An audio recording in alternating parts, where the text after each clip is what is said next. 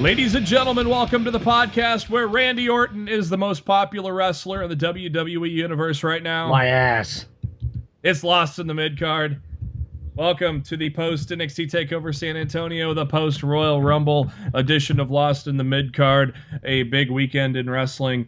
Probably a lot of answers towards the questions of what's going to happen at WrestleMania. Were probably answered tonight. Maybe who's facing Taker. A lot of things we can go into here in a little bit.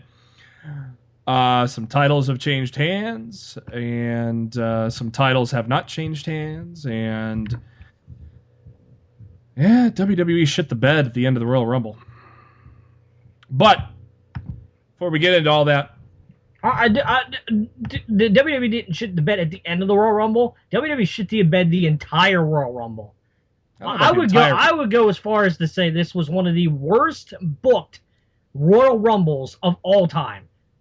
With the star power that was going into this Sunday, with everything that they've projected and everything that they got people hyped on, this was one of the worst booked Royal Rumbles of all time. And I'm not even talking about the winner. I'm just talking about the way the entries were done and how people were booked. It was garbage. As the New Day would say, it was some hot garbage. Hot garbage. At least some of the results outside of the Royal Rumble match itself were pretty decent. We'll get into all of that, but first, thank you to SpiderDuck.net for being our host, enabling us to be on iTunes and any of your favorite podcasting apps. What you got to do is just search for Lost in the Midcard and hit that subscribe button. That way you know every time a new episode comes your way, every Thursday and most Mondays after a WWE pay-per-view. Also, we are subscribable on YouTube, and you can get those links at our Facebook page, facebook.com/Lost in the Midcard. Just go to the notes section there. And we're also on the Twitter at LITMC Podcast. I am your host, Jeremy Bennett. You can find me on the Twitter at JB Huskers. And as always, my co-host at the Twitter at Raw F Showtime. You probably know how he's doing. Mr. Matt Black, how you doing? What a difference 24 hours makes. When I was in such a fantastic mood last night after Triple H, without a doubt the most genius booker of the 20th century, gave us a beautiful top-to-bottom NXT Takeover card. And tonight we had to be force-fed absolute bullshit dreck from his father-in-law, Vincent fucking Kennedy McMahon. A private message to me through the Facebook by Matt Black at 3:58 p.m., 2 minutes before the pre-show starts. Cena wins the title and Orton wins the Rumble. You're going to deal with a super angry person tonight. Yeah, both of those happened. And what the problem is? You know what's even worse? There is a fucking mole within the WWE creative team. Yeah, because for once, Meltzer's right. Well, dude, this goes beyond Meltzer being right. Because the betting odds when it came out for this pay-per-view earlier this week, and by Friday, Orton was favored to win the Royal Rumble, and every other match that went down tonight was already picked. Like, the betting site got every single match right tonight. They didn't get anything wrong. There's legitimately, there are moles in the WWE right now that are feeding betting websites the results of these shows before they happen, and that's almost as bad, not if worse, than Vince's booking right now. Like, they need to find out who's pulling that shit, and they need to fucking fire them, because it ruins the damn show. Like, I was prepped all weekend for every single result we got tonight, and every single fucking one of them happened, and I'm still pissed off. Yeah, I stayed away from any news this weekend, betting lines. I stayed from all of it. I just wanted to enjoy the Rumble and be surprised. Were you surprised at how little surprises were in the Royal Rumble? Yeah. Bunch of garbage. Weren't many. I think the best surprise of the Royal Rumble was Jack Gallagher.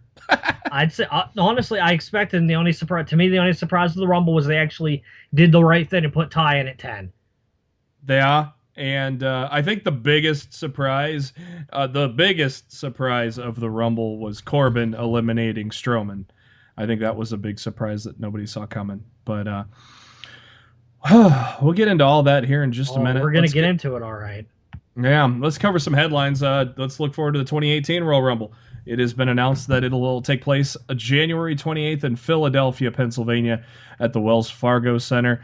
And as it's been for most of the last major pay-per-views, Takeover is going to be January 27th at the same venue. Raw and SmackDown Live also will be at the Wells Fargo Center. So they're going to set up camp for 4 straight nights for 4 shows.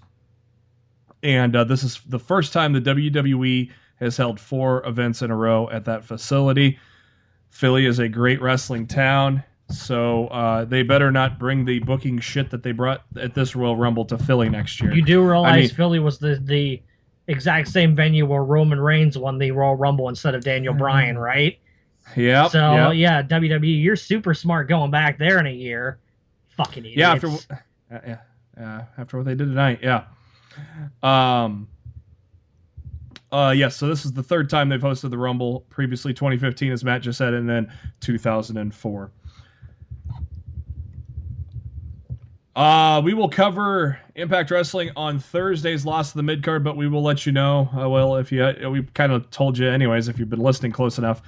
But there is a new TNA World Champion, and with the new shift to new ownership at Anthem, they decided to give the World Championship to someone different. Just kidding. Bobby Lashley defeated Eddie Edwards in a 30-minute Iron Man match to win his 4th TNA World title. Maybe that's just Anthem playing it safe to start off the new year. I don't know. But hopefully, I think didn't you say this exactly on Thursday, Matt? You're tired of Lashley being in the main event scene? Yep, because I knew it was going to happen on Thursday night. Yep. See where it goes from here. But, yeah. Awful. The last edition of Tough Enough was 2015, and one of the competitors that was signed to a developmental deal from that, Mata, has decided to ask for and receive his release from the company. Quit like a bitch. He quit like a bitch. And he follows Sarah Lee and ZZ. Of course, Sarah Lee got pregnant, so whoops. And ZZ, well, just never panned out.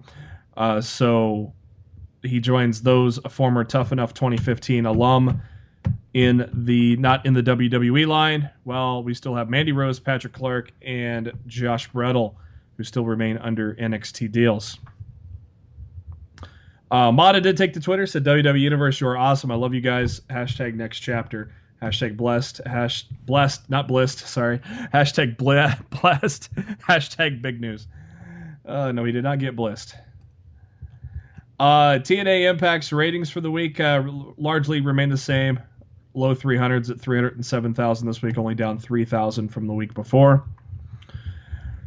Some big news for Nikki Bella. She has been elevated to the executive producer now for Total Divas. So quite an honor to add to her resume with executive producer. That's a big deal, especially for a show that's doing fairly well in the ratings, and a lot of people seem to like. And they actually, I believe, got a nice little boost in the ratings last week with the Lana and Rusev wedding. So congrats to Nikki Bella for being promoted there. We should see a little bit more Cassius Ohno soon, I believe. He just recently made his final independent appearance, and as recently, I mean today, this afternoon, Evolve 77 was in San Antonio, so this was the final match for Chris Hero as he took on Zack Sabre Jr., and so then he will be transitioning back into NXT as Cassius Ohno. You'll probably see him soon. Was that in the taping, Matt, or was that kind of an off-camera thing when he showed up with Nakamura? It was after the dark match occurred. It was not on tape. So it wasn't a taped thing. No. Okay, so. I'm expecting 1 week of NXT. We'll probably show NXT. They did some tapings today, I believe, for this week's show, and then hopefully they'll probably get back in and start taping the week after. Does that sound about right? I hear they have 2 tapings scheduled between now and WrestleMania. They're gonna have to have 2 tapings. They're gonna have to take them all the way to WrestleMania. But so they I did, think there's they one did at the tape, beginning of February and one at the end of February. They did tape today, though, right? For this week. They taped Saturday night prior to Takeover going on the air, or they Saturday, always yeah. do. Yeah, that's what I meant. Yeah. So this week's NXT will be those matches. I'm not sure who's in it, but It'll be Corey Graves' last day commentating with NXT as well. Yep. So it'll be a sad day, but a good replacement, I think, with Nigel McGuinness. I've enjoyed his commentary on Ring of Honor, Matt. So I'm kind of happy that it's Nigel that's filling Corey's shoes there at NXT. Yeah, I don't have a problem with it. I wish Percy Watson wasn't in the booth. Yeah, I just wish it was Tom Phillips and Nigel.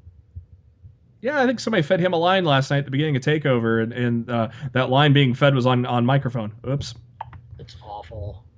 As everybody probably saw coming, Matt saw it coming, but more gold for the Hardys in their expedition for gold as they captured the MCW Tag Championships last night at the event there, and they took the championships from the Entourage. And they said Jeremy Borash was on hand filming material for an upcoming episode of Impact Wrestling as well. Also on that show at Maryland Championship Wrestling, Sean Studd, the son of Hall of Famer Big John Studd, got his first championship by getting the MCW title. So congratulations to Sean Studd, who's following in the footsteps of his daddy. He trained with Booker T before heading up north to Maryland Championship Wrestling. Have you ever seen Sean Studd in action, Matt? Not that I can recall. All right, and well, that's all we can say about that then, right?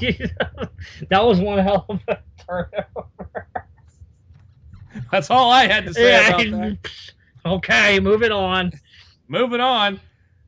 Huge Name says he is in negotiations for a WrestleMania appearance that is none other than UFC's light heavyweight champion Conor McGregor.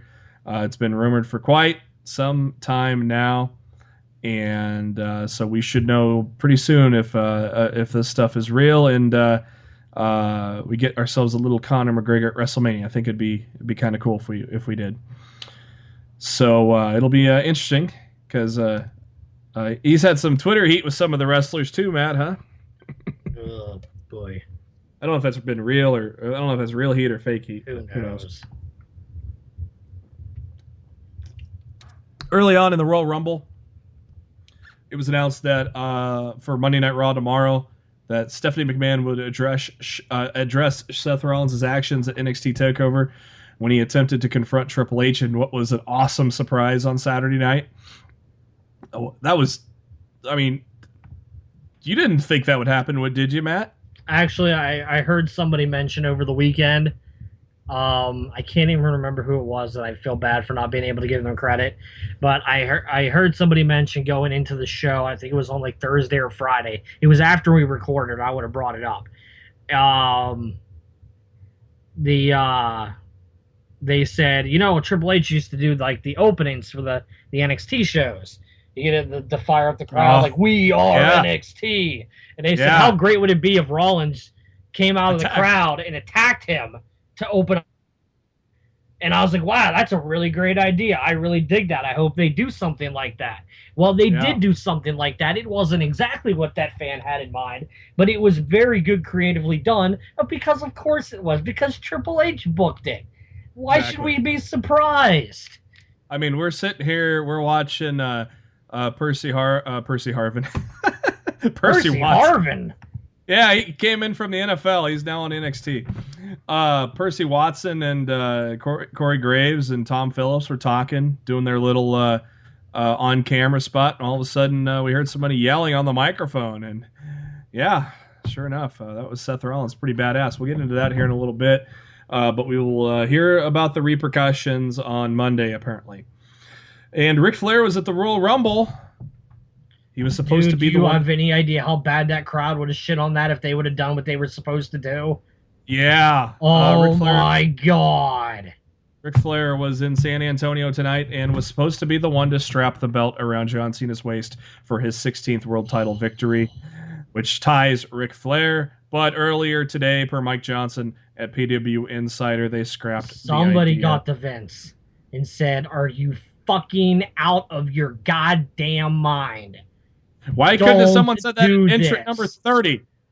Why couldn't someone said that about dude, entrant I will number tell 30? you, I will tell you exactly why Roman Reigns was number 30.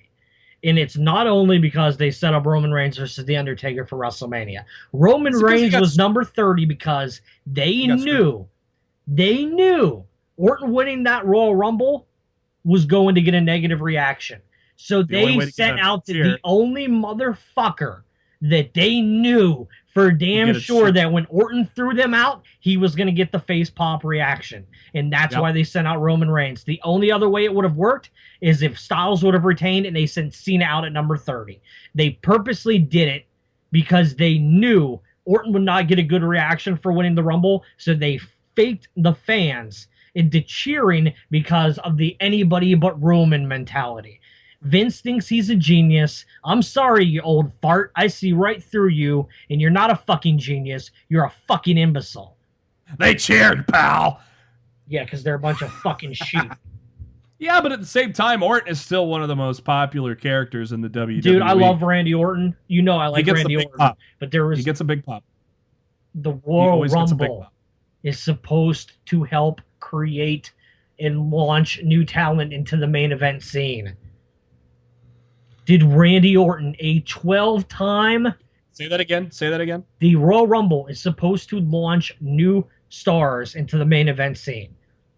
Randy Orton, a 12-time WWE champion, need to win the Royal Rumble to be in a high-carded match at WrestleMania? Randy Orton, Triple H, Roman Reigns, Batista, John Cena, Sheamus, Alberto Del Rio, Edge, Randy Orton, John Cena. Of those, only I don't know when Del Rio debuted, but I mean Sheamus was young. Del Rio was young too. That was his first title opportunity. That was during the Destiny era. That was the 40-man Royal Rumble. The reason that fell flat is because the final two people were Del Rio and Santino Marella. Yeah. And everybody knew at that point who was going to win. So they've been 50-50 booking that with established stars. Triple H made sense last year because the title was on the line. Because the title was on the line. And there was a lot of injuries. But Rollins. In honest to God, 2 years ago when Roman won, he needed that to propel him into the main to propel him truly into the main event status. Roman needed the Rumble win. Would Roman Reigns be booed today if he would have thrown Batista out in 2014?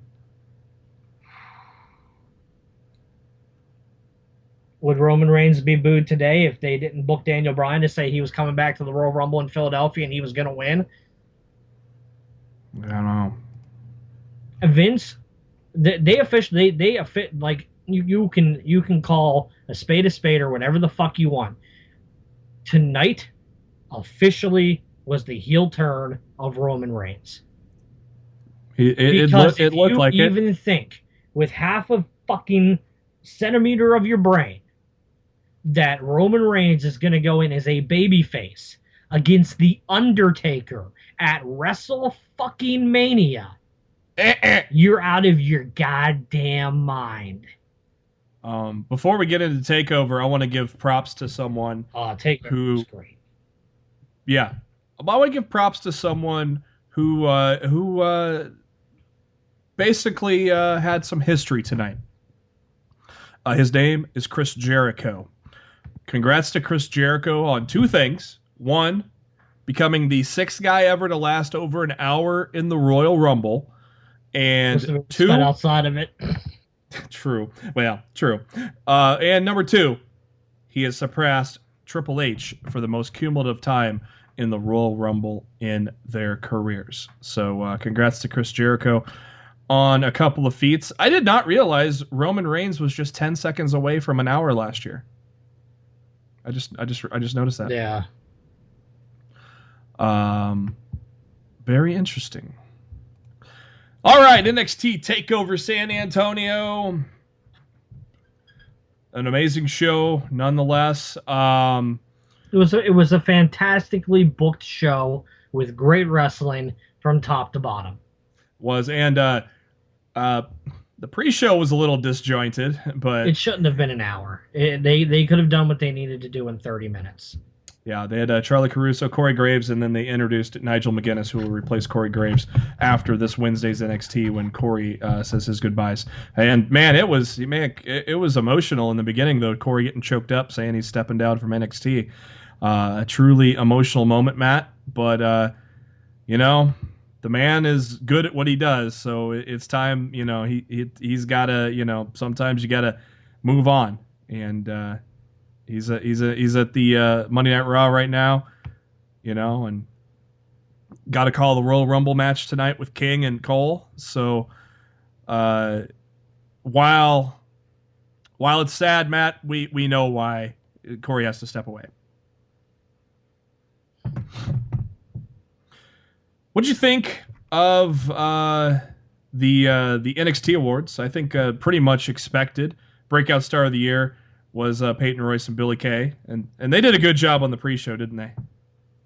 Yeah, they were fine on the microphone. I mean, clearly they're getting a push, and they clearly held their own in the four-way as well. So, match of the year was no surprise DIY against the Revival. I mean, that was the WWE.com match of the year of all brands. Tag team of the year, the Revival, no surprise. Female of the year, Asuka, again, no surprise. Male of the year, Shinsuke Nakamura. Again, no surprise. These all basically match us, except we chose No Way Jose. Yeah, and these were all fan voted too. I mean, these were all like hashtag fan voting on social media. So the fans pretty much got everything right. Yeah, and Billie Kay and Peyton Royce did a nice little campaign for that vote too. And then overall competitor of the year was Shinsuke Nakamura. The show itself. Before we get into the main show, how great the over the weekend Glorious Bomb was. The what? Didn't you see the Glorious Bomb before Takeover? JB, no. Come on. You didn't see the Glorious Bomb with Ciampa and Gargano and Rude in the shower? No, I did not. Oh my God damn it, JB. You're gonna watch it. You're gonna watch it right now. I don't even know what you're talking about. I can't believe this, ladies and gentlemen. I am ashamed of my co-host right now. I am linking him to the video, and I'm going to make him watch it and commentate on it before we continue this. So we are going to Fillerbuster as I send him the link on Facebook, and I'm going to make this jobber freaking watch this and tell you all how great it was. I can't freaking believe he didn't see this. I'm sure there's a bunch of other people that probably are in the same boat and don't know what the hell you're talking about. It has 148,282 views, sir. I believe all of our great listeners that love Lost in the Midcard have seen this Glorious Bomb. Now watch it and love it. Even turn it up if you want to. The masses need to hear it. Wait a second. Wait a minute. Rude's wearing clothes in the shower. It was watch.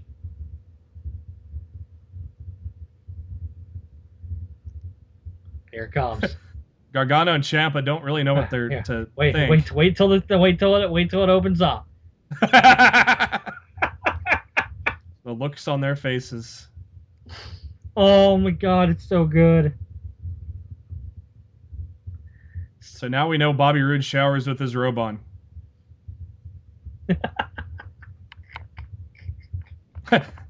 Johnny Wrestling trying to sing along. And Bobby Roode just says, screw it, I'm getting back in the shower with my robe on. Amazing. Like, I feel like we would have gotten a super awesome Glorious Bomb had DIY retained the tag team titles at TakeOver. It would have been an all-gold championship glorious bomb. But I have a feeling they kind of weren't in the mood to do one after Takeover that night. Takeover starts off hot with the perfect 10, Ty Dillinger. The San Antonio crowd going nuts for him as always. And Eric Young makes his appearance with Sanity, Killian Dane, and Alexander Wolf by his side. No Nikki Cross because she is getting ready for her Fatal 4-Way Women's Championship match later on. Matt, no surprise here. I mean, both great competitors, and I think they did a great job warming up the crowd and getting us all started with NXT Takeover. You agree? Yeah, I don't know if I would have put this on first, especially with Eric Young going over, because I think it took a bit of the air out of the crowd first thing, and I think if they would have put Almas and Strong in the opener instead, I think that match would have gotten a lot better reaction because it took the crowd a while to get into that match because I think they were all bummed out about what happened to Ty.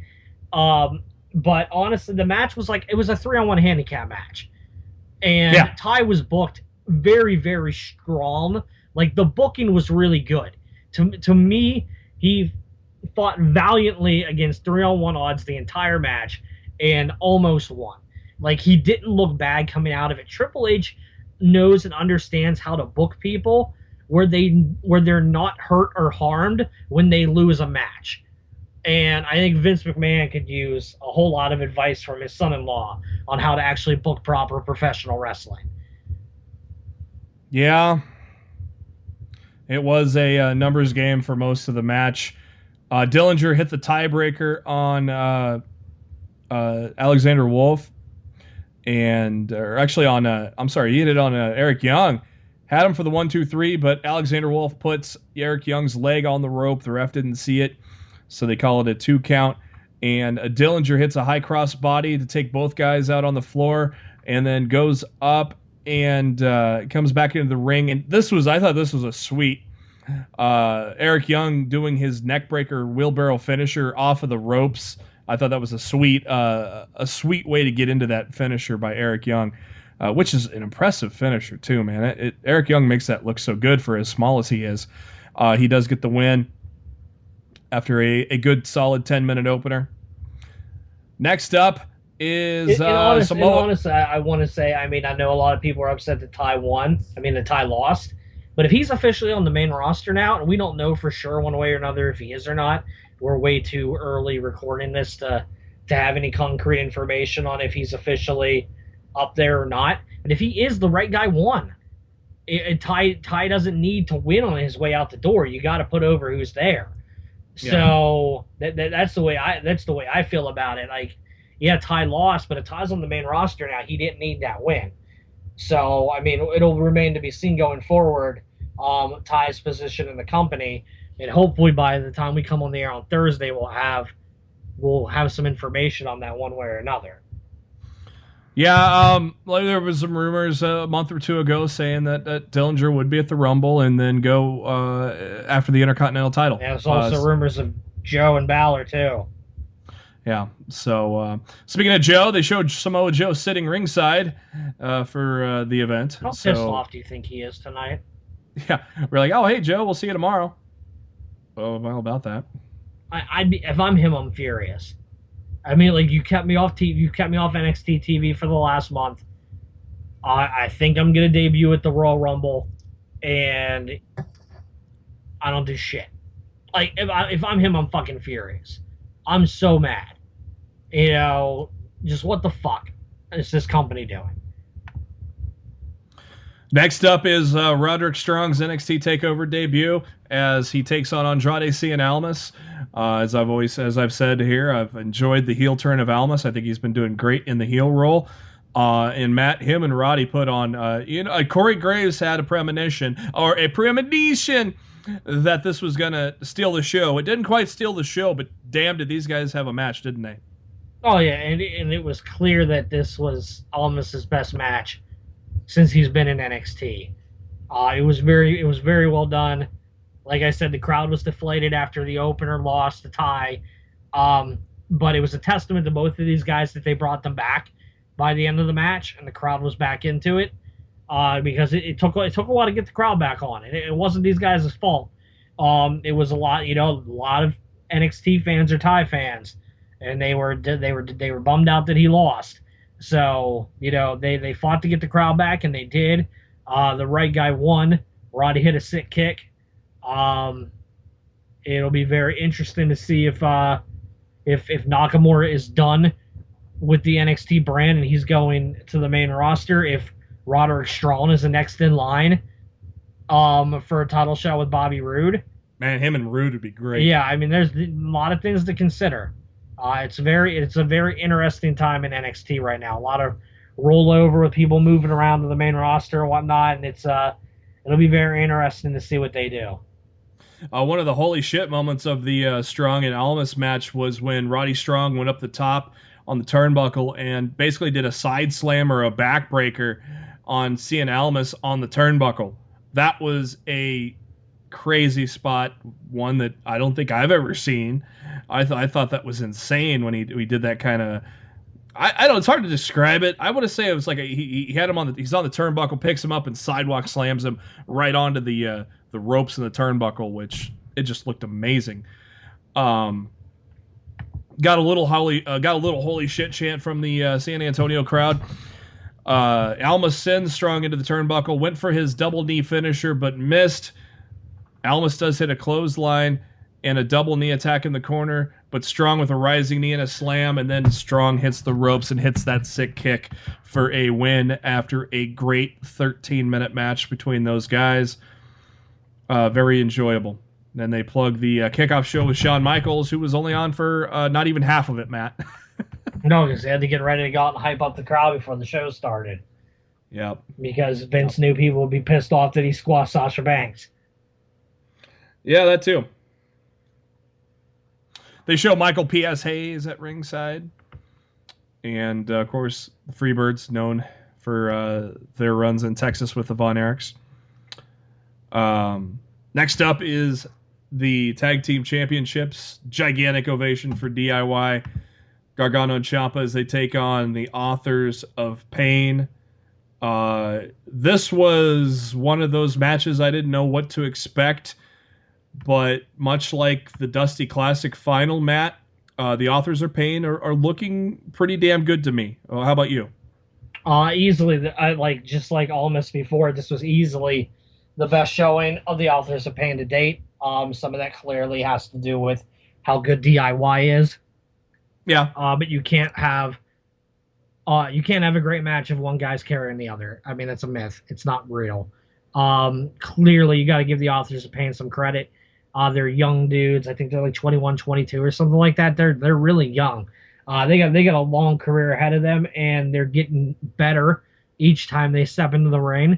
I think it might have been a little too early to do the title switch on DIY, but I mean, we'll see where it goes. And they sure as hell didn't look bad coming out of it. Like, I felt both tag teams looked like $1 million when it was done because the match was booked properly to not make anybody look bad coming out of it. Yeah, that moment when Ciampa had that armbar submission on, and I think it was Razor. He picked up Gargano and slammed Gargano onto Ciampa. I mean, like that to break up the submission. I was like, holy shit, man! And the crowd in San Antonio agreed with us too, chanting "holy shit" for that. And then another cool move by the Authors. So I love that Super Collider move where they collide the two guys and then go into power bombs. I love that move by the Authors of Pain.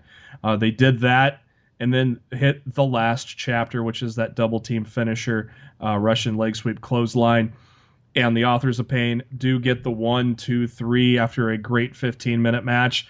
Basically, we're just saying, hey, it's just it's NXT Takeover, great match. Carry on, right? Yeah. They showed a commercial for a new application called WWE Champions, which both Matt and I have been playing, and I'm addicted, Matt. You? Oh, yeah, it's a fantastic game. I played it when it was in beta about a year ago, and I've been waiting very much anxiously for the full version of the game to finally release, and they couldn't have picked a better time. Right around the Royal Rumble, great synergy with the company. The game's a lot of fun, and it's only going to get better. as they add more stars and everything and they move along. I love the game. I think it's great. Yeah, I do too. I downloaded it last night, so I've only been playing it for about a day, and I'm hooked. I've already got 11 superstars on my roster, and it's a fun little puzzle RPG battle game. There's many of those like that, but a lot of great WWE elements, a lot of unlockables, all sorts of fun stuff that you can get to play on the game. I thoroughly enjoy it. So as we had mentioned, the commentary team was talking on camera when Seth Rollins showed up and said that he was going to take over Takeover. And he said he's not leaving the ring until Triple H comes out to face him. With no music or anything, Triple H just walks out to the entrance and then calls for security guys to go get Rollins. He only brought 3 of them. That was, that's going to work, Hunter. Rollins took care of those security guys. Then 4 more came by. As Rollins was heading up the ramp to go after Triple H, they stopped him, and then the San Antonio crowd started chanting bullshit. But man, Matt, that what again? You said it. I mean, what a great moment. What a great idea to do. Triple H, he knows what's awesome, and the fact of putting Seth Rollins on a takeover was just a brilliant idea, wasn't it? Oh yeah, absolutely. I mean, it was just smart booking. The Fatal 4-Way match with the women, Asuka, Nikki Cross, Peyton Royce, and Billie Kay, wasn't a technical masterpiece. That's okay, because I mean, this was not built to be a technical masterpiece. This was a kind of a almost like a no DQ go just tear it down kind of thing, which I'm perfectly fine with. We didn't need to have a 20-minute masterpiece here, Matt.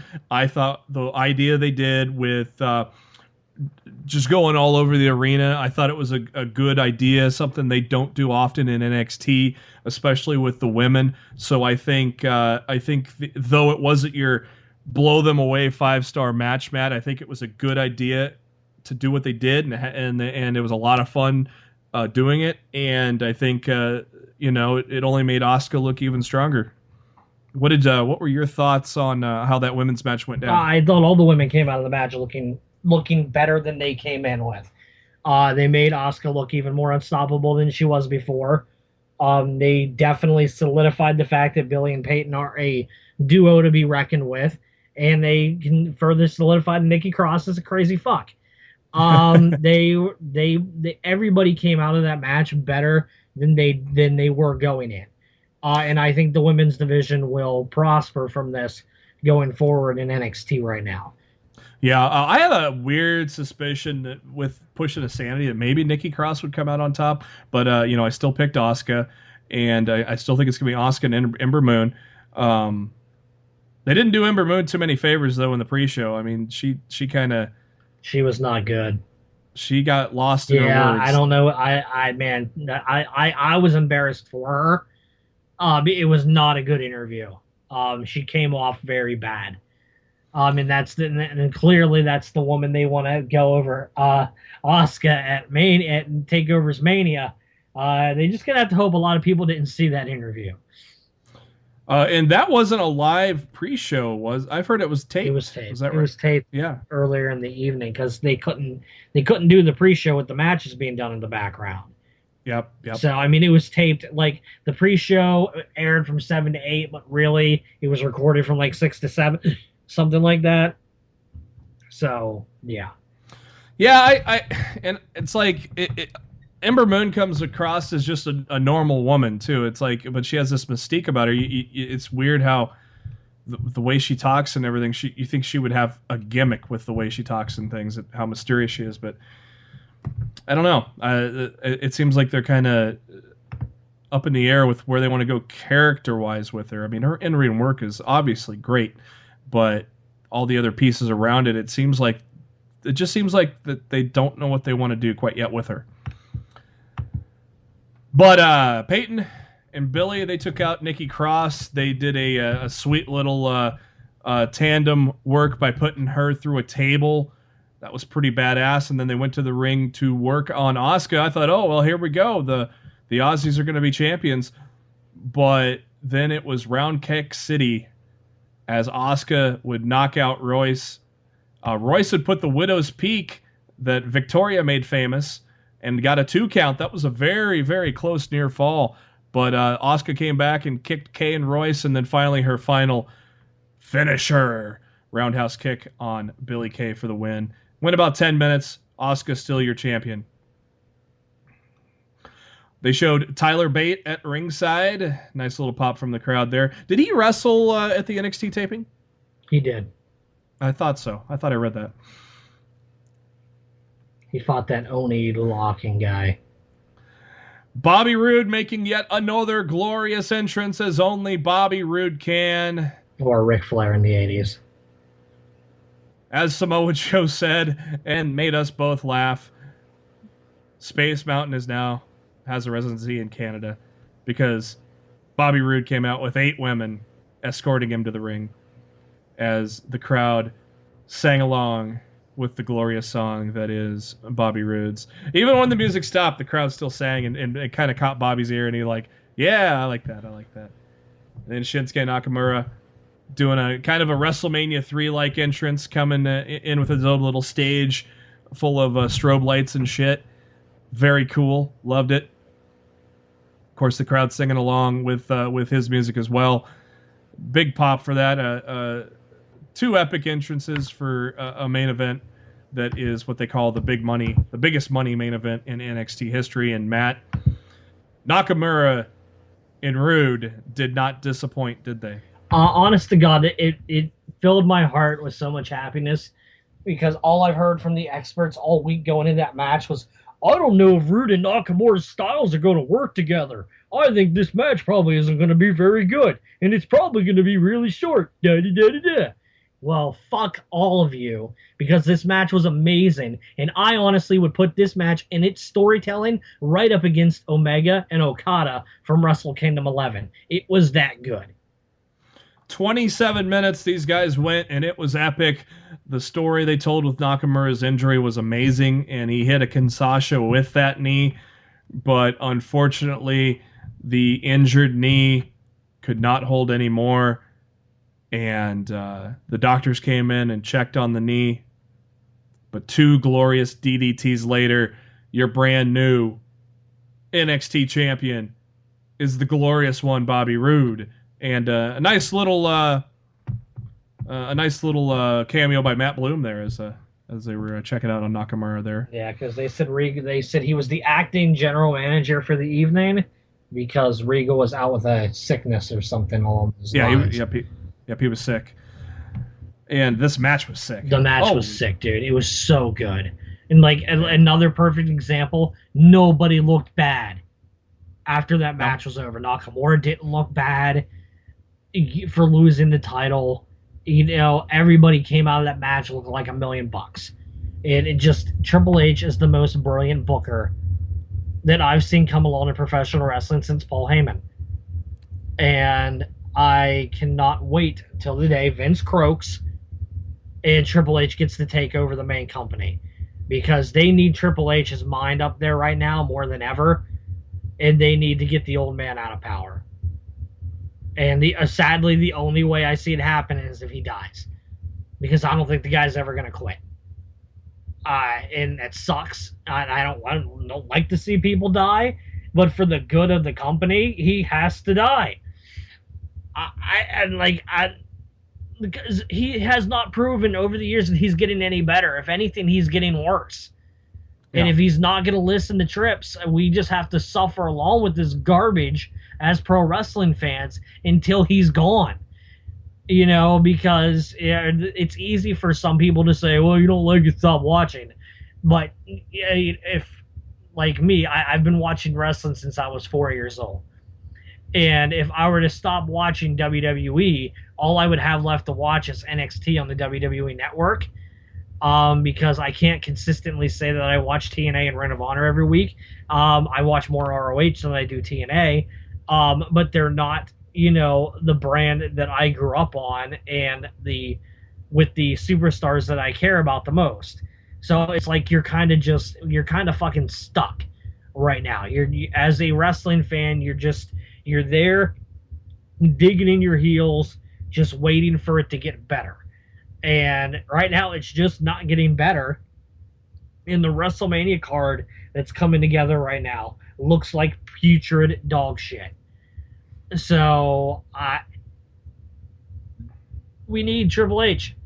We need the game to save the WWE, and it really sucks that we're going to have to wait for it because the old man isn't smart enough to step down because his father at least was intelligent enough to know when to step aside and sell off the company and move on. It's unfortunate he didn't pass any intelligence onto his son. Thanks to everybody that voted on our poll here for NXT Takeover. How would you rate NXT Takeover? 91% of you said A or B, 59% leading the way with an A, 32% with a B, only 5% C, and 4% DRF. So thank you to everybody that voted on our poll there. Clearly, that means people loved NXT Takeover. I can't wait to see what people said about tonight's Royal Rumble. Combined 45% had A or B. We'll get to that in a little bit. Royal Rumble, San Antonio, Texas. First off, we have the kickoff show. Three matches on the kickoff show. The SmackDown women, no surprise there. Naomi pinned Alexa Bliss, as we saw coming. But a shining moment of the night, Matt. The new WWE Raw Tag Team Champions. Gallows Standers. Fucking time. Yeah. You know, at this point, it's just like, I wish I could be happier about it and celebrate more, but it's like giving a participation trophy to Vince at this point. Like, you finally got it right. Congratulations, you old geriatric fuck. You know, you finally did the thing you should have done 6 months ago. Congratulations.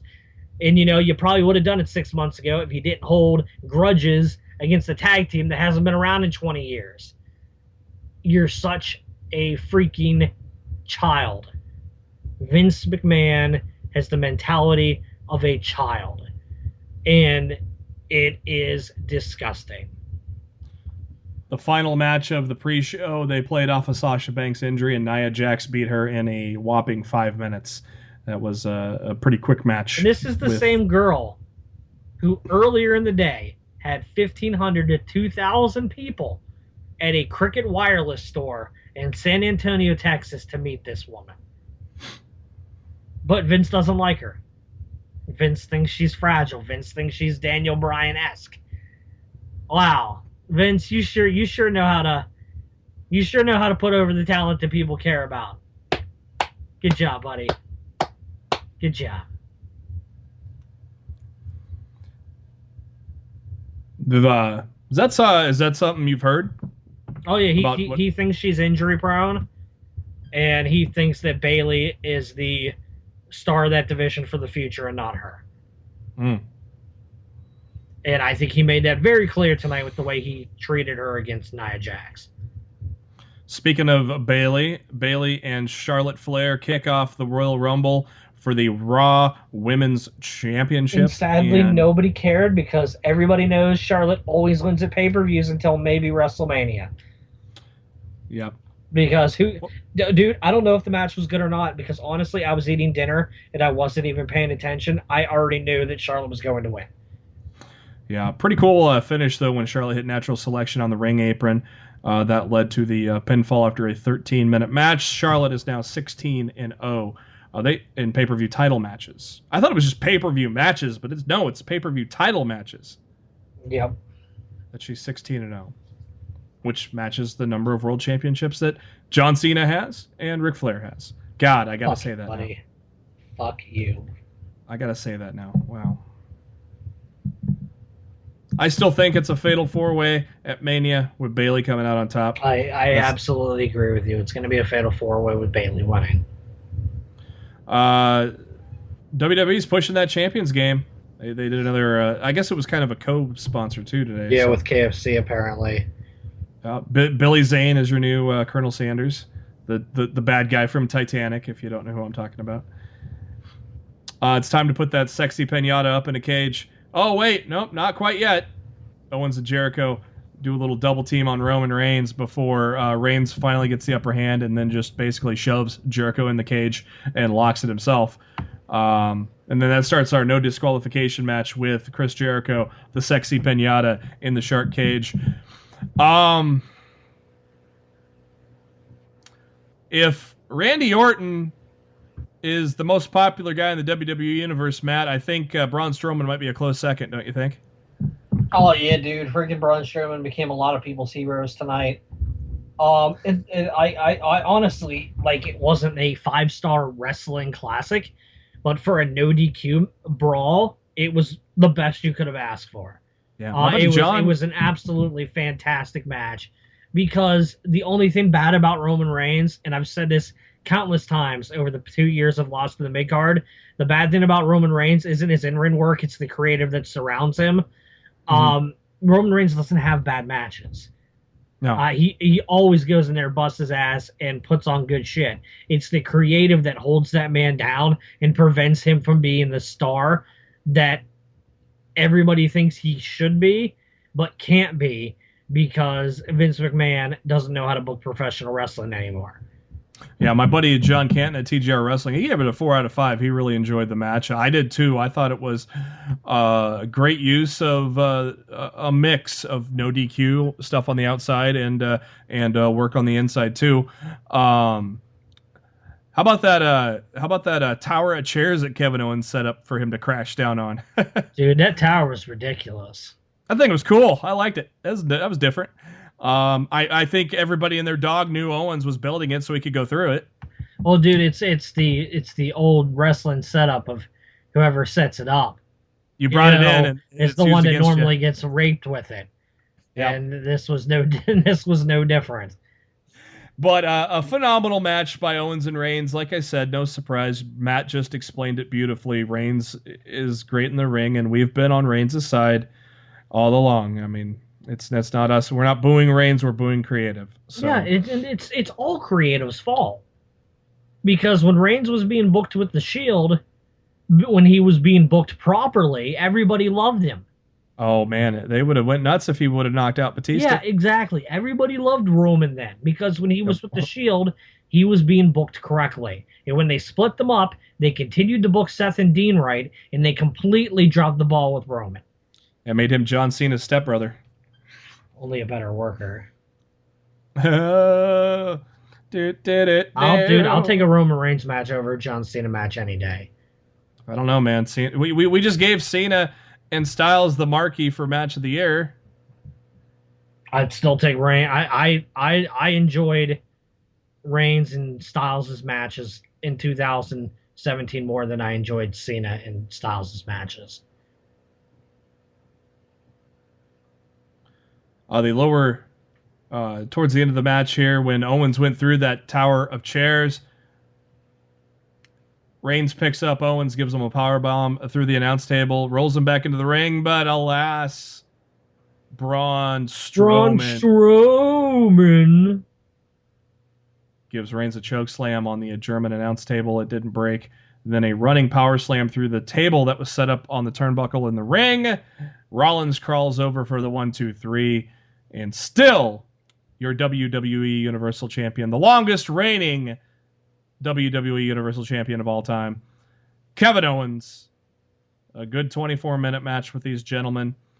They lower the sexy pinata, and he goes and gives a big hug to Kevin Owens. I'm really surprised the United States title wasn't used. I mean, I know they did the brass knuckle spot, but because he was wearing it the whole time, wasn't he? Yeah, or did he take it off when they fought the entire time? But he definitely dropped it down to KO, and KO used it with a Superman punch, which honestly, against any other opponent in the planet, that should have been the finish. Yeah, I'm sorry if you get Superman punch with brass knucks, that should have been the end of the match. Did Jericho wear his belt though in the Jericho was wearing the title in the cage, so I was expecting at some point he was gonna take the title off and slide it out of the cage and drop it down to Owens for him to use. I was really surprised that they didn't do that spot because they really had it set up to. This is the point where I lost my internet, so I missed the Raw General Manager Commish Stephanie and Mick Foley were backstage with a tumbler. Daniel Bryan and Shane showed up. Zayn grabbed a ball out of the tumbler. Dean picked his ball. Said he was looking for some churros. They made Zayn look like a complete geek again. Like, I'm really glad he beat Rollins on Monday, and I'm really glad he lasted as long as he did in the Rumble tonight. But they're really portraying him backstage to be a total goober. Ambrose told Daniel Bryan to wake him up when his music hits, and then opened Zayn's ball for him and said 8, and then said it was upside down, which is also an 8. I missed all of that. I also missed the beginning of 205 Live, so I missed the beginnings of Mauro, Corey, and Austin talking, and I missed the entrances. I caught up about midway into the match, so I thought it was looked like a decent. I thought the match was really good, but the crowd didn't care. I thought it was a hard fought match. I thought it was really some powerful strikes going on and stuff. But yeah, it just doesn't seem like the universe is jiving with 205 Live, are they? And I don't know if it was the fact that they weren't jiving or the fact that they were spent after that weapon plunder match. Yeah. Which could have very well been the case. And that was like the come down match, like the Divas match used to be.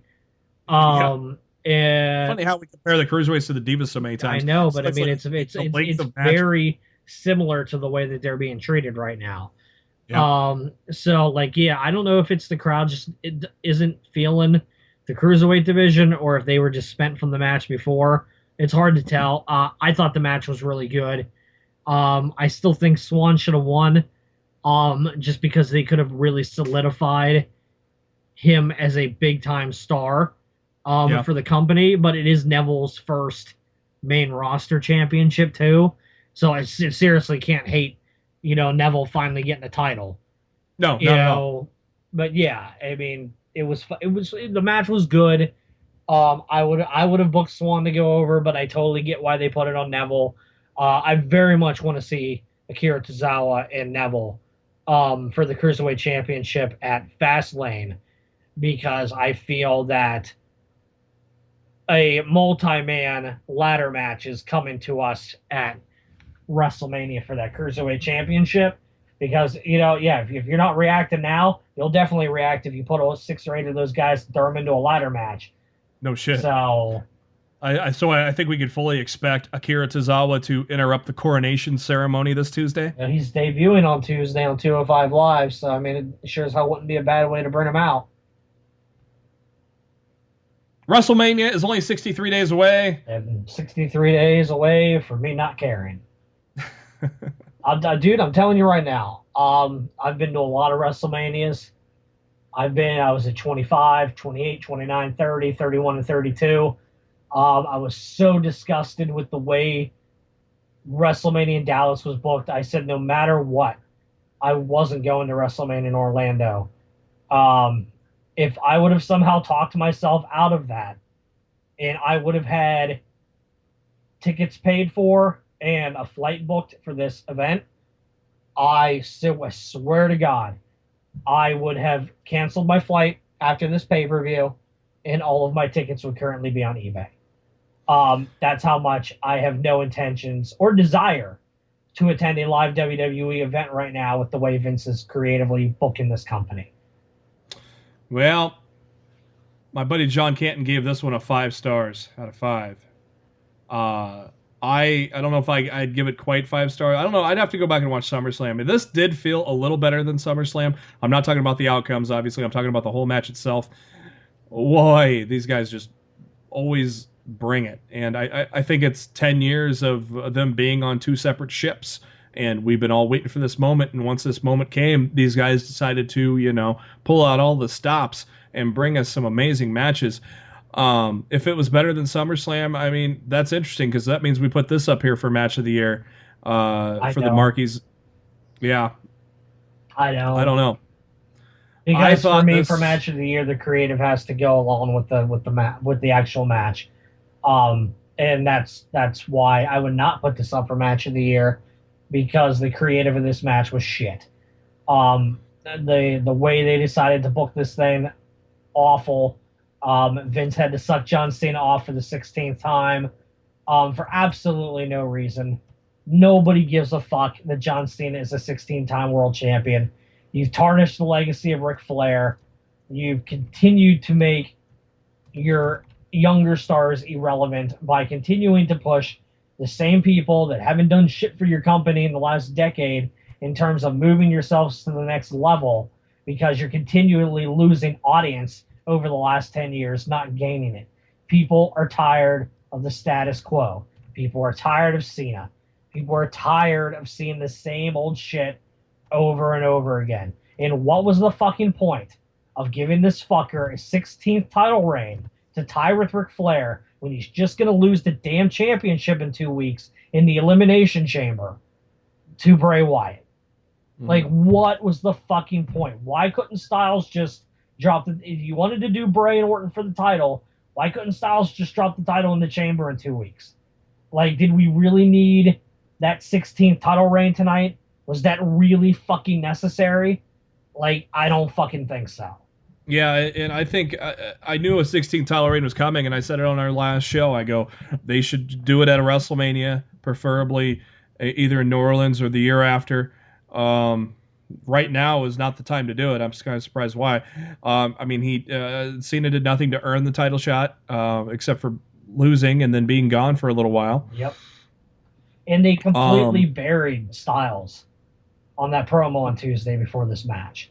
Like, Styles didn't even go into this pay-per-view strong. Styles went into this pay-per-view being verbally having his dick chopped off. And then he had to go in there and lose. Like, regardless, the creative of this entire feud was fucking awful. I disagree with that. I think the creative of the feud... I thought the promo was pretty damn good. The promo would have been great if Styles would have proved him wrong.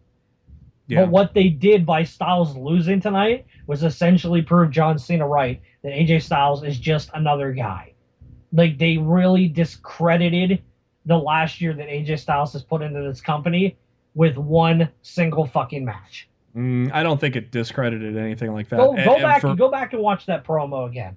Because I really don't think you called it the best promo out of the two guys. What? You said that last week. No, I didn't. I think you did last week. No, I said that was fucking awful. You're on crack, my friend. That promo was awful because it set the stage for the destructive nature of what the result of this match was.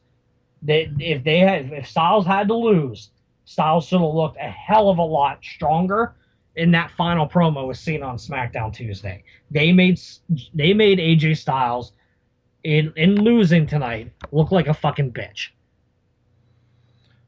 Nonetheless, a classic match. It'll surely be nominated for Match of the Year. No, it won't. In a lot of places. Not here, it won't. It probably will be here, too. No, it won't. I won't allow it. It was pretty cool when they were trading submission maneuvers. That was a pretty cool spot in the match. But after a Super AA where Styles kicked out, that was amazing. And Cena was shocked, and Styles hit the Styles Clash, but didn't go for the cover. He was still kind of dazed at that AA. Went for the phenomenal forearm, but Cena caught him, hit an attitude adjustment, then rolled through and hit a second one. I thought that was a pretty badass spot to end the match after a 25-minute classic. John Cena is now your new world champion. And what I thought was just an amazing, amazing match between these guys. After the match, John Cena celebrates with the title and then goes to greet a Make-A-Wish kid. I thought that was really cool during his, a history-making championship celebration. To do that was pretty cool. Jerry the King Lawler gets his introduction to a nice ovation from the San Antonio crowd as he's going to join Corey Graves and Michael Cole for the Royal Rumble match. They covered the 15 moments, the top 15 moment numbers, whatever you want to call it, in Royal Rumble history. They probably had to do that as Lawler walked to the ring because that was a long fucking ramp, wasn't it? Yeah, well, that's what happens when you book this this thing in like the fucking in a stadium like the Alamo Dome, and you put the Raw entrance stage in there, which is meant for an arena and not a stadium. That kind of shit just ends up happening. This year, every superstar comes in every 2 minutes. I don't know if that was the case or not. They said it was, but it didn't. At times, it didn't feel like it. No, and that's a change from 90 seconds. Originally, well, it was when you got a 4-hour pay-per-view, you go back to the 2 minutes. Yeah. Because it used to be 2 minutes, and then they jump back and forth between, what they want to do from one year to the next. But when you have a 4-hour pay-per-view, you needed to do the 2-minute intervals. A smart number one entrant to pop the crowd, have Big Cass and Enzo come out and do their promo. So I think that was pretty smart to have him come out at number one. The Sexy Pinata, my pick to win the Rumble in a non-Finn Balor Royal Rumble, was Chris Jericho. He comes in at number 2, and I go, oh shit, there goes my pick. But they trade some blows for a while. And the number 3 is Kalisto. He comes in and goes right at Big Cass. That's smart. Yeah. Number 4 is Mojo Rawley. And it definitely does not seem like 2 minutes, Matt. They just kept flying through these guys. Yeah. I didn't time it with a stopwatch or anything, but while some of the entrances felt like it was a 2-minute interval, some of them just felt like a blink and a nod, and the next guy was out. Yeah. One of the few actual surprises of the event, Jack Gallagher comes in at number 5. Oddly enough, nobody's usually there's some 1 or 2 guys that are eliminated by now in the beginning, but no, we're filling up the ring right away. Mark Henry, of course, the Texas man, makes sense to have him make an appearance in the Royal Rumble. So a big pop from the crowd for him. Then at number 7, Matt, the mood is about to change when a guy named Braun Strowman comes to the ring. And Jericho said, bye, guys.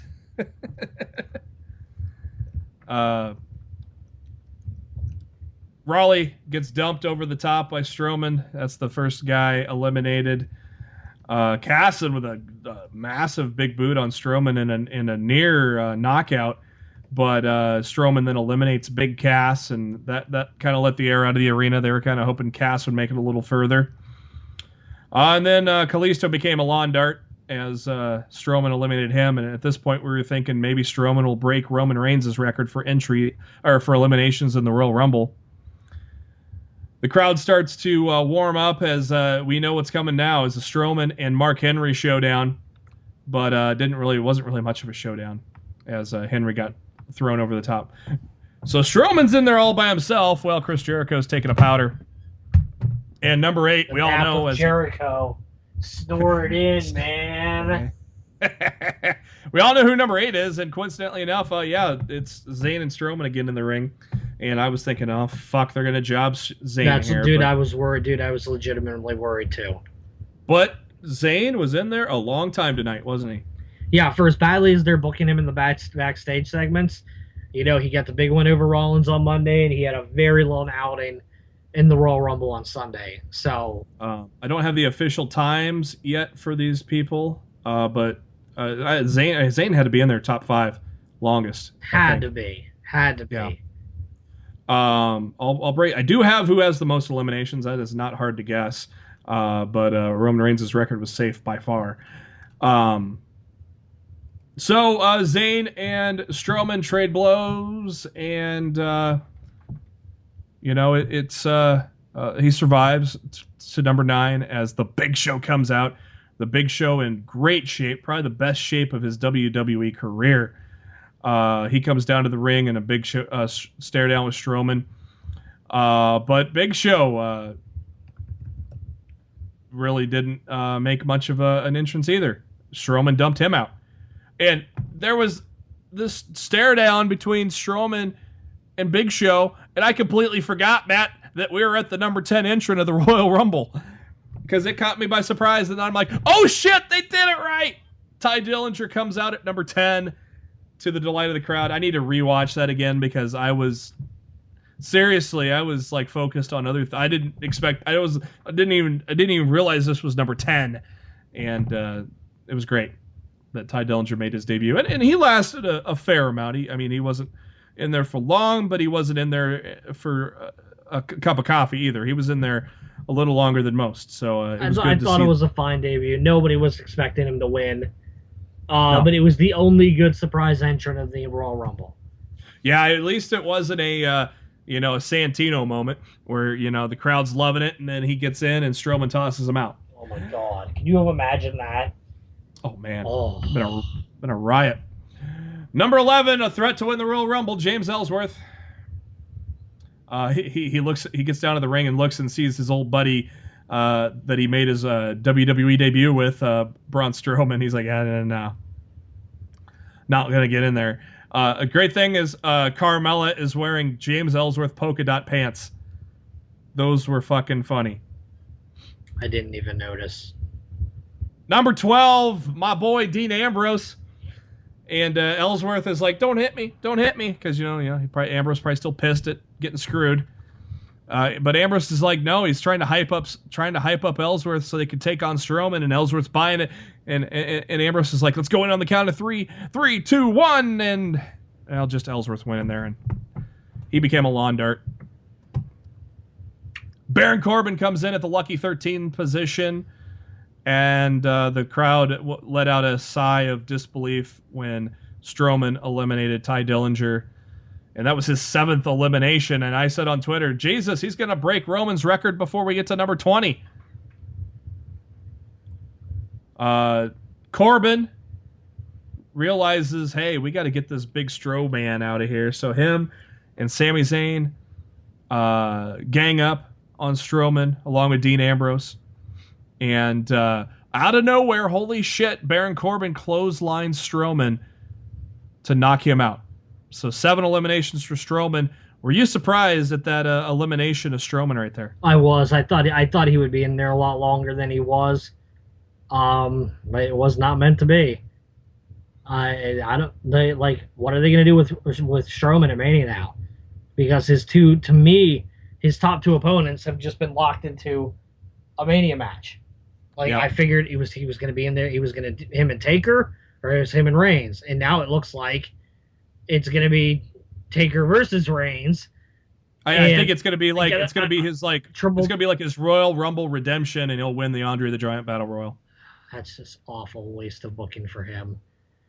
I hope it's not, I hope it's not. Hey, you know what they should do? They should do a triple threat.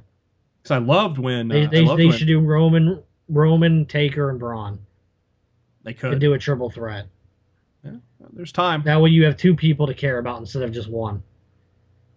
Kofi Kingston's the number 14 entrant, followed by The Miz at number 15. Maurice, woo, love that outfit, but unfortunately, she went to the back after this, so no more Maurice. Miz is one of my top picks to win it. I thought maybe, but of course with AJ Styles not winning it, I guess that kind of killed it. Miz immediately goes to work by hitting a skull-crushing finale on Sami Zayn. And Ambrose then hits a clothesline on Kofi Kingston. Miz goes after Ambrose, couldn't quite eliminate him. Corbin kind of dominating the action early on.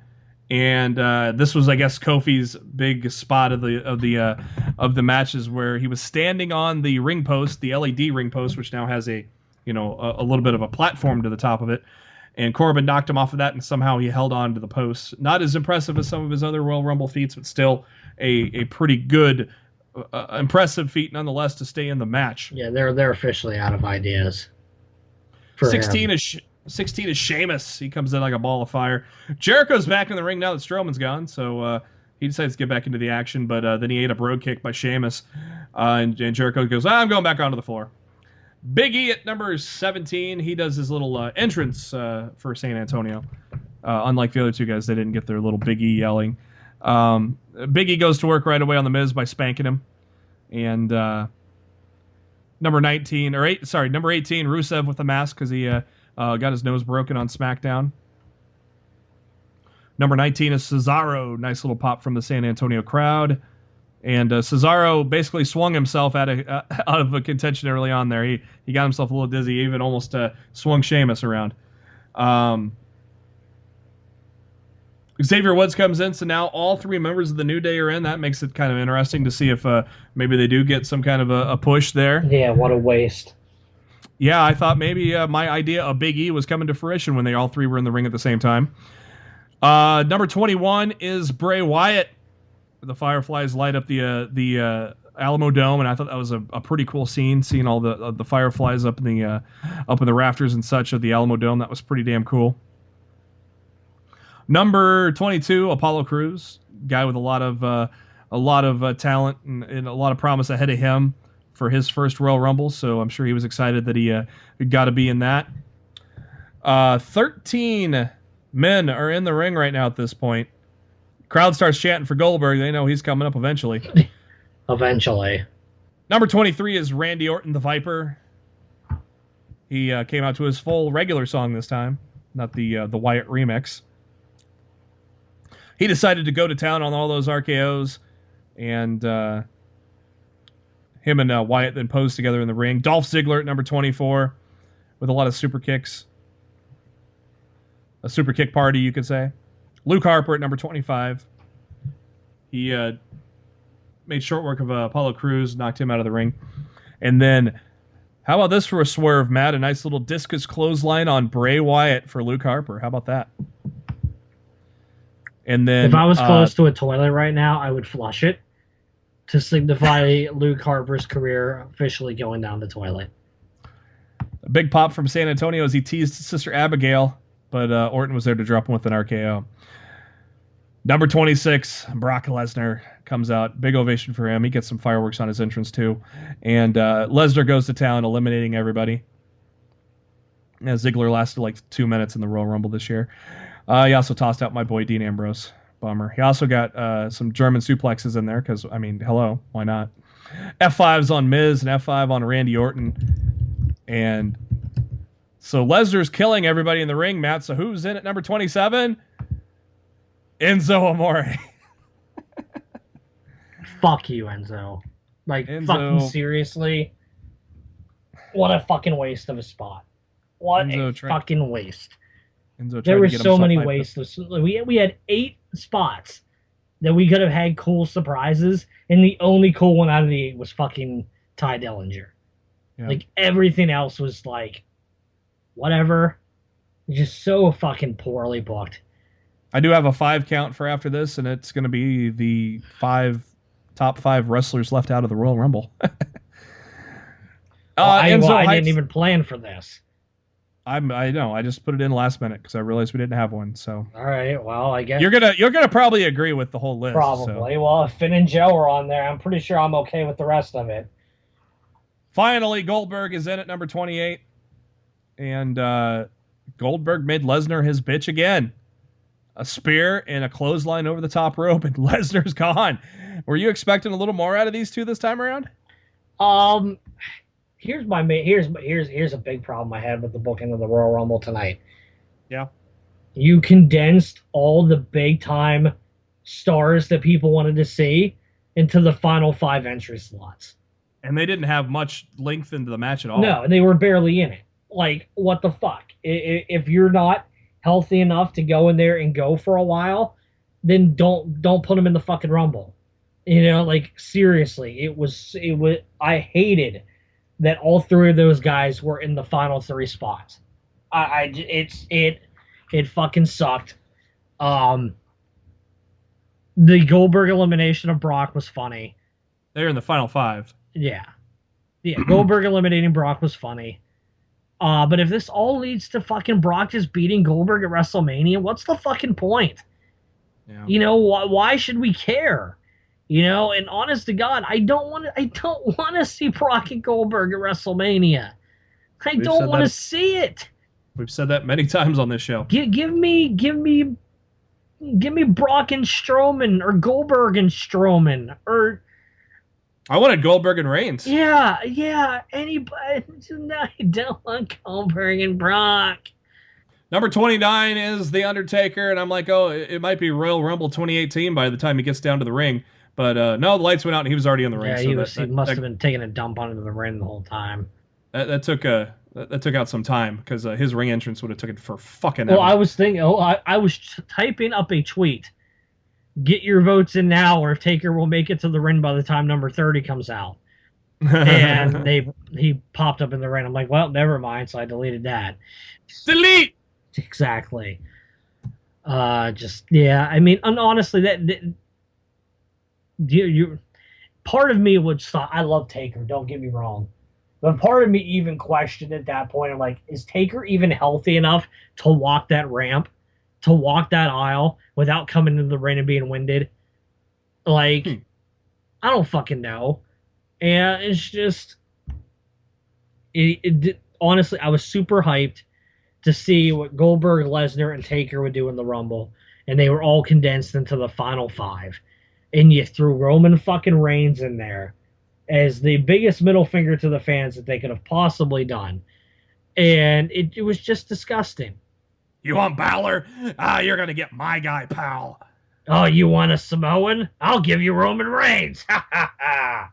Fuck that Joe guy. He's fat. Hunter brought this fat Samoan to the show tonight. And I'm like, who the fuck is this? Catering? And Tripp's like, no, it's Samoa Joe. Who the fuck's Samoa Joe? 2-time NXT champion. You put the title on this fat fuck twice? He's not in my Royal Rumble. Get him out of here. He's the first ever NXT 2-time champ, Vince. Oh, fuck Vince, dude. Fuck him so hard. A couple of my favorites got unceremoniously thrown out by Goldberg and Taker. That would have been Rusev and Corbin. Poor Rusev. Great stare down, though, with Undertaker. Sporting the Trish Stratus face mask. I know. Goldberg and Taker, though, a stare down for the ages. I loved it. That was fun. Goldberg spears the Undertaker. Goldberg dumps Luke Harper out. Goldberg was looking at Luke Harper. Come on, you're a veteran, Goldberg. You should know to turn your head around and focus on the match, because Undertaker just tossed you out. Which kind of got me excited for a second. I'm like, dude, if we're getting Goldberg and Taker at Mania, that's going to be pretty fucking cool. And they flushed it all down the toilet with number 30. Undertaker nails Miz with a choke slam, then hit Zayn with a choke slam, and here comes number 30. It's Samoa Joe. It's Finn Balor. It's Kurt Angle. It's Kurt Angle. It's Kenny Omega. No, it's Roman Reigns. I even would have been cool if it would have been AJ Styles. And they would have let AJ win the Rumble. Like, anything would have been better than what they gave us. Roman fucking Reigns. Yeah. I think I said something to the effect that, oh, what an anticlimactic number 30. Reigns gets into the ring. Undertaker's waiting for him. Undertaker nails it with a clothesline, but Reigns avoided it and hits a Superman punch. Undertaker came back on a choke slam on Reigns, and then in the process eliminates Miz and Zayn. The final 5 are Undertaker, Jericho, Wyatt, Orton, and Reigns. Taker chokeslams Jericho. Reigns eliminates The Undertaker, and that pissed off San Antonio. Long stare down between Reigns and Undertaker after that. Hello. Foreshadowing. Your final 4, Orton, Jericho, Wyatt, and Reigns. Jericho goes after Reigns, goes up top, but Reigns nailed him with a Superman punch to eliminate him. And thus, my pick goes down in a heap of a Superman punch.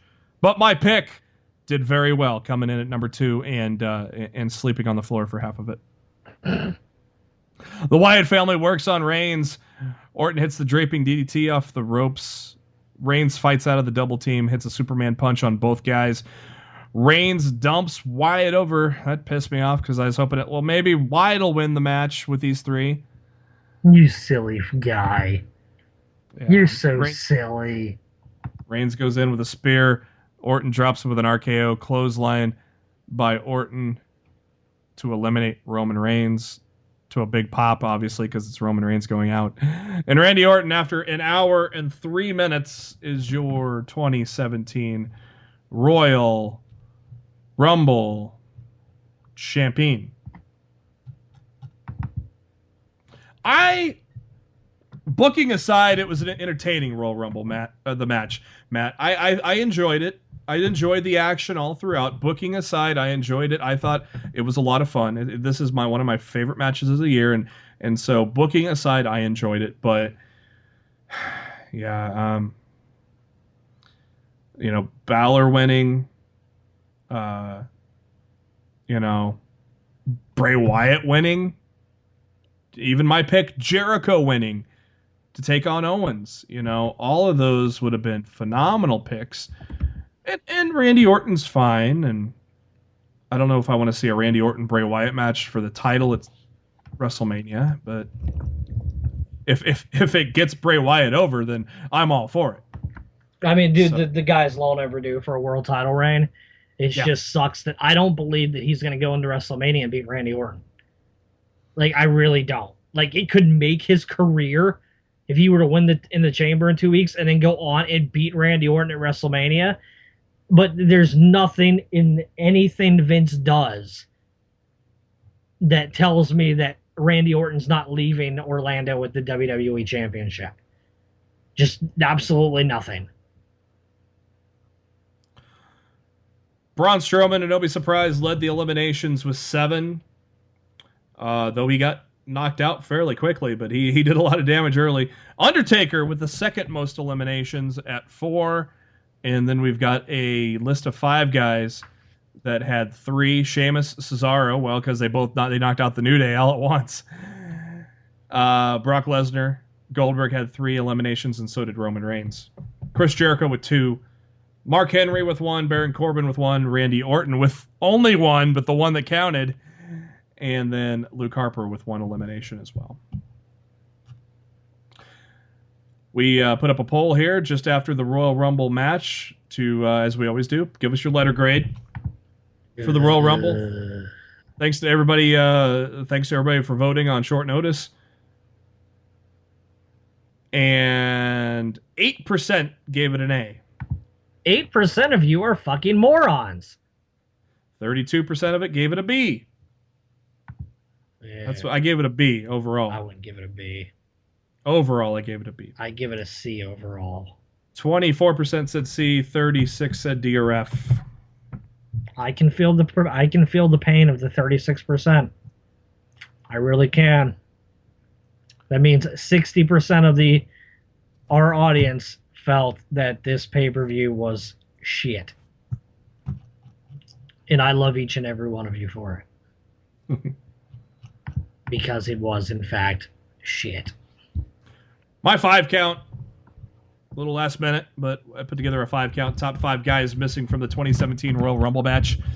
At number 5, I put any legend that's been away for a while. There was no surprise like DDP last year, you know. Just a legend that's surprising, you know. That was missing. Number 4, Kenny Omega, because that just would have been awesome to see the Cleaner in the Royal Rumble make his debut. Did you see the picture he tweeted today? No, let me look at it. There's a picture that said, I just can't escape it. And it's a picture of him hovering over a Royal Rumble pinball machine. Oh, no shit. Yeah, it's fucking hilarious. The look on his face is great.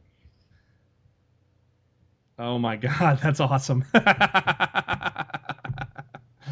That is so awesome. Good old Kenny. I bet you he sat back and watched this Rumble tonight and said, thank God I didn't sign with these idiots. Number 3, Seth Rollins, because poor guy's now missing 2 straight Royal Rumbles. Number 2, Samoa Joe. Like, I really thought Triple H was going to have a spot, and Rollins was going to come from the crowd and throw him out.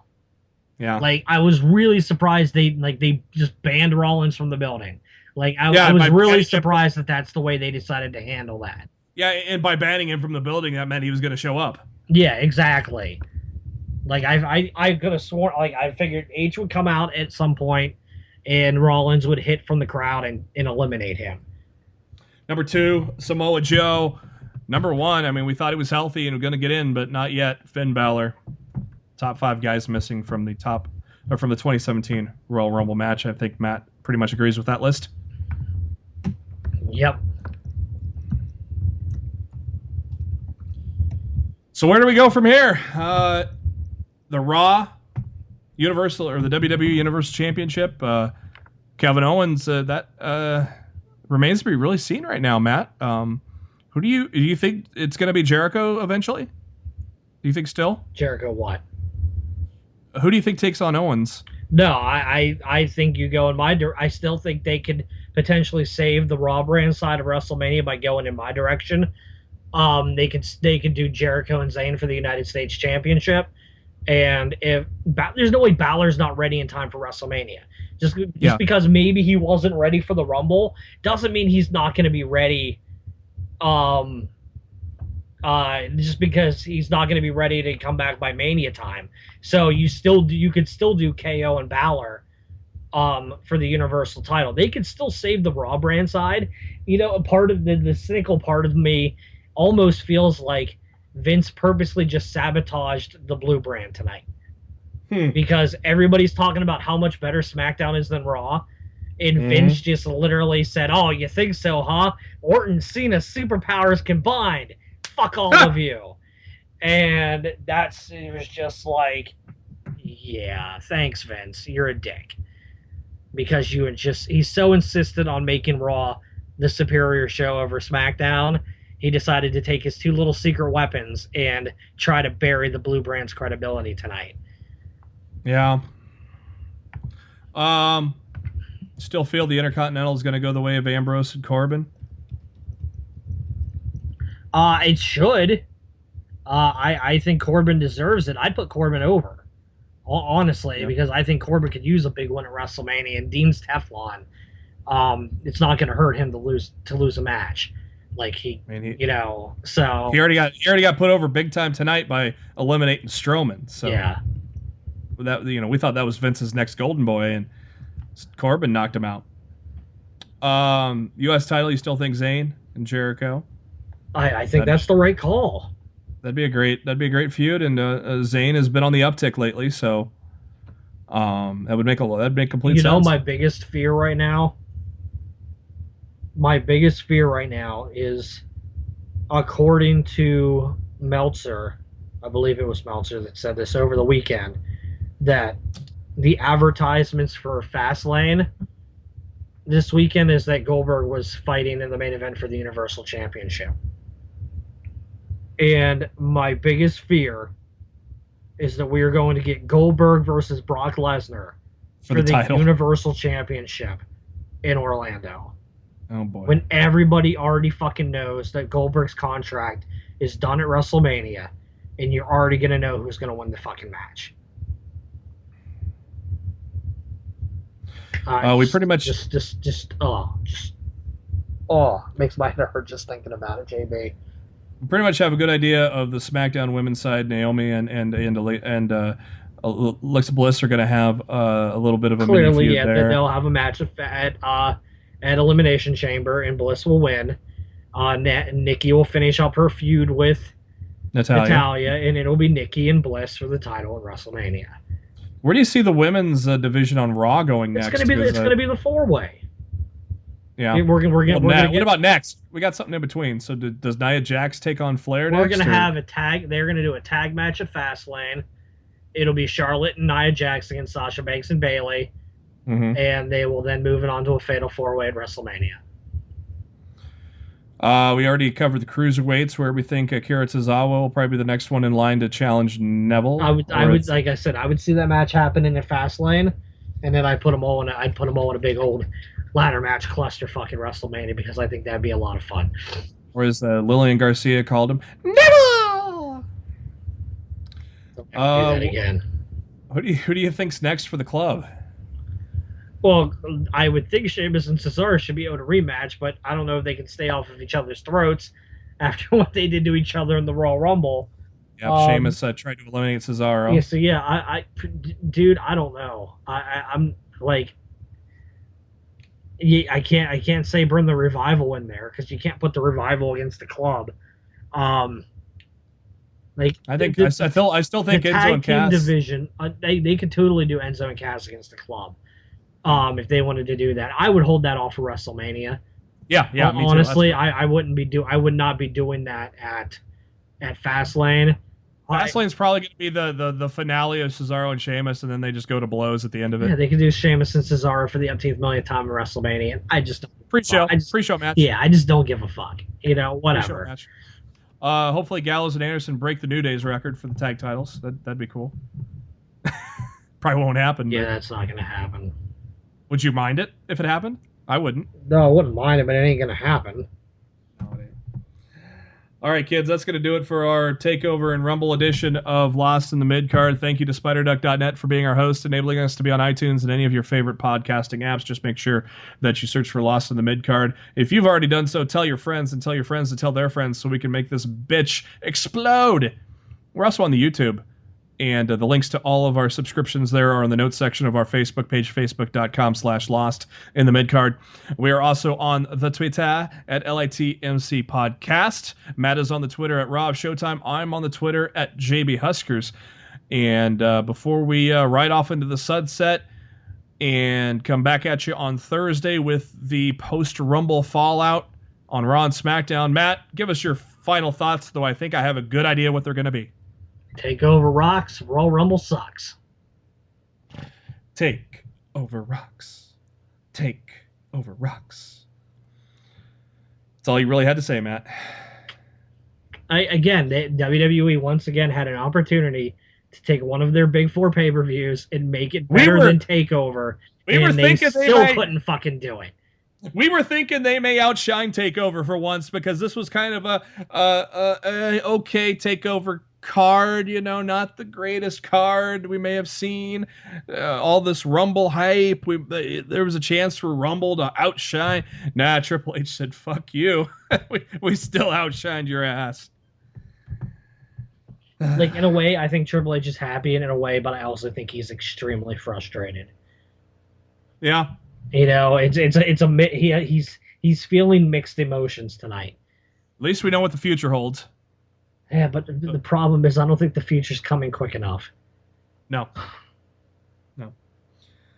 For Matt Black, this is Jeremy Bennett. Thank you for tuning in to Lost in the Midcard. We will be back at you this Thursday. Have a good one.